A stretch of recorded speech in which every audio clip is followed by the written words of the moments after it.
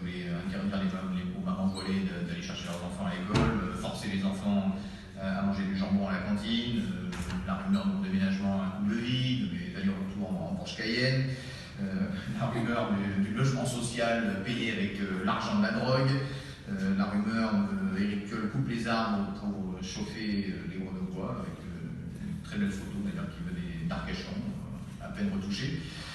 Il y a aussi eu le retour de la rumeur des années 2008, autour de Grenoble, c'est pire que Chicago. Il y a aussi la rumeur de Grenoble, Éric Piolle veut démolir la ville neuve, plus récemment.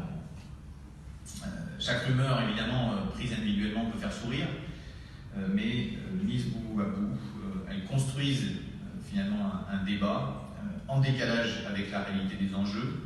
Elles induisent les Grenoblois dans le doute, le flou, la peur, j'ai pu le constater, parce que de fait, le nombre de personnes âgées qui sont venues me voir pour me dire qu'elles n'osaient plus sortir de chez elles après avoir entendu parler de ce Grenoble-Chicago.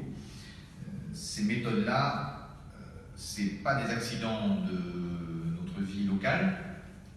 Elles ont été ici construites, pensées, organisées avec un calendrier, des ressources humaines.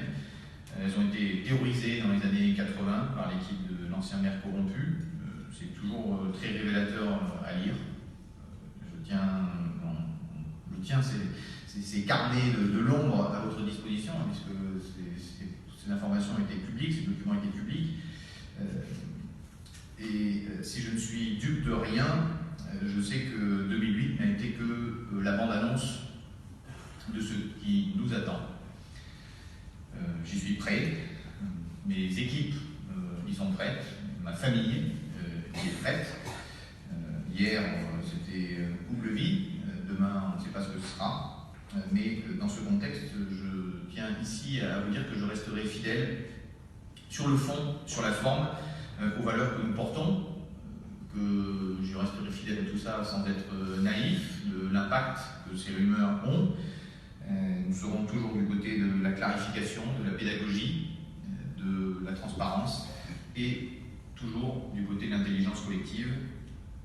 J'ai une citation en tête que j'ai depuis fort longtemps et que je voulais sans doute déjà partager. Il ne faut pas se battre avec un cochon parce que vous finirez tous les deux dans la boue et le cochon, lui, il aime ça. Non, je la cite.